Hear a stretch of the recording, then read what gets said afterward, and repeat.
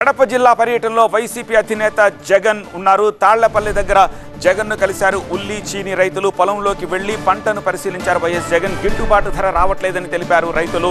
YCP హయాంలో చీని పంటకు టన్నుకు 30,000 నుంచి 1,00,000 ధర పలికేదని జగన్ అంటున్నారు. ప్రస్తుతం అది 6,000 నుంచి 12,000 మాత్రమే ఉంటుందని అంటున్నారు. వైసీపీ హయాంలో ఉల్లి కూడా క్వింటాలకు 4,000 నుంచి 12,000 ధర ఉందని, ఇప్పుడు ఉల్లి క్వింటాలకు 600 నుంచి 800 ధర మాత్రమే పలుకుతుందని అన్నారు. వైసీపీ పాలనలో యూరియా బ్లాక్లో అమ్మే పరిస్థితి లేదన్నారు. ప్రతి గ్రామంలో ఆర్బీకేల ద్వారా ఆనాడు యూరియా సరఫరా చేశామని చెప్పారు. 200 అదనంగా బ్లాక్లో ఇప్పుడు యూరియా అమ్ముతున్నారన్నారు జగన్. అన్నదాత సుఖీభవ 20,000 ఇస్తామని ఇచ్చింది 5,000 అంటున్నారు జగన్. రైతుల నుంచి ఉల్లి క్వింటాలు కనీసం 2,500కి ప్రభుత్వం కొనాలి అని డిమాండ్ చేశారు ఆయన.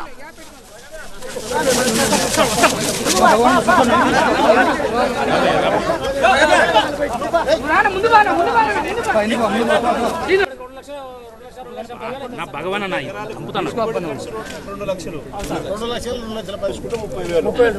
మొత్తానికి 2,00,000 రూపాయలు 2 ఎకరాలు ఖర్చు అవుతుంది. మనకి ఇప్పుడు ఎంత వస్తుంది సార్? 800 సార్. మనకి ఇక్కడ ప్రస్తుతానికి ఇచ్చేది ఎంత ఇస్తారు? కడప జిల్లా పర్యటనలో వైసీపీ అధినేత జగన్ ఉన్నారు. మనం దృశ్యాలే మనం చూస్తున్నాము. రైతులతో ఆయన మాట్లాడుతున్నారు. తాళ్లపల్లె దగ్గర జగన్ ని ఉల్లి రైతులు చిని రైతులు కలిశారు. వాళ్ళ గోడు వెళ్లబోసుకుంటున్నారు. పొలంలోకి వెళ్లి మరి ఆ పంటని పరిశీలిస్తున్నారు వైఎస్ జగన్. గిట్టుబాటు ధర రావటం లేదని రైతులు చెబుతున్నారు. వైఎస్ జగన్ కి వాళ్ళతో మాట్లాడుతున్న దృశ్యాలు మనం చూస్తున్నాము. ఉల్లి రైతులు ఆ ఉల్లిని తీసుకొచ్చి చూపిస్తున్నారు. చిని రైతులు వాటిని కూడా తీసుకొచ్చి జగన్ కి చూపిస్తున్న దృశ్యాలు చూస్తున్నాము.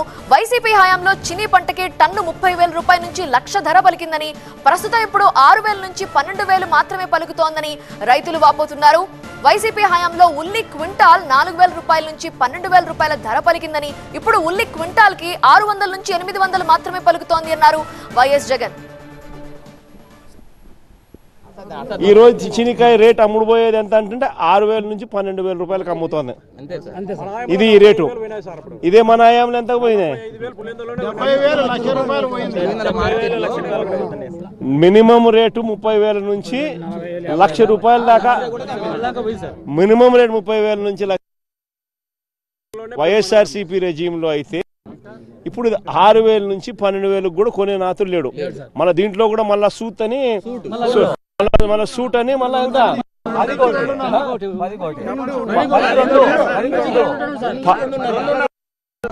10కి 2.5 టన్ను సూటు, మళ్ళీ 10కి 2.5 టన్ను సూటు.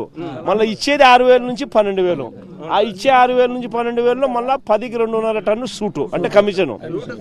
అంటే అదే వైఎస్ఆర్సీపీ హయాంలో మినిమం 30,000 నుంచి 1,00,000 రూపాయల దాకా అమ్ముడు పోయిన పరిస్థితి బత్తాయి. ఇది శనికాయ. దీని పరిస్థితి చూస్తే వైఎస్ఆర్సీపీ హయాంలో మినిమం దీనికి సంబంధించినంత వరకు 4,000 నుంచి 12,000, 4,000 నుంచి 12,000 క్వింటాల్కి అమ్ముడుపోతే ఈ రోజు పరిస్థితి రైతుకు క్వింటాల్కు ఎంతకు అమ్ముతున్నారు? గ్రేడ్ బాగుంటే 600 నుంచి 800 అంట. గ్రేడ్ బాగలేకపోతే యావరేజ్కి 300 నుంచి స్టార్ట్ అవుతా ఉందంట. అంటే యావరేజ్ 400 రూపాయలు 500 రూపాయలు కూడా గిట్టుబాటు రావడం లేదు రైతుకి.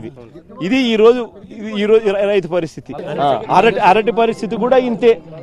3,000 రూపాయలు కూడా 3,000 రూపాయలకు కూడా కోసేవాడు లేడు. అరటి పరిస్థితి కూడా అయిపోతుంది అదే పరిస్థితి. ఇదే వైఎస్ఆర్సీపీ హయాంలో ఇదే అరటికి కూడా 30,000 రూపాయలు పలికిన పరిస్థితి. 25,000 నుంచి 30,000 పలికిన పరిస్థితి నుంచి ఈ రోజు ఏదైనా కానీ బ్లాక్ లో అమ్మడము, కమిషన్ తీసుకోవడము, యూనిట్ కన్నా కూడా 200 రూపాయలు బ్లాక్ లో అమ్ముకునే పరిస్థితి.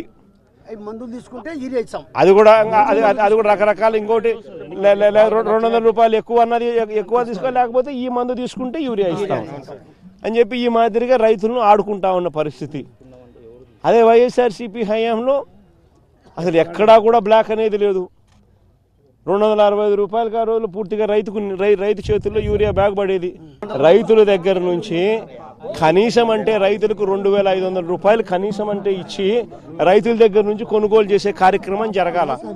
జరిగిన తర్వాత ప్రభుత్వమే దీనికి బయట రాష్ట్రాలకు కానీ లేకపోతే రైతు బజార్లలో కానీ ఇంకో చోట కానీ పెట్టి అమ్ముకునే కార్యక్రమం చేయాలా. అంతే తప్ప నుంచి అసలు రైతులను ఇట్లా గాలికి వదిలేసే కార్యక్రమం చేసేసి పైన పక్కన హెరిటేజ్ షాపులో ఎంత అమ్ముతున్నారు? ఇదే ఉల్లి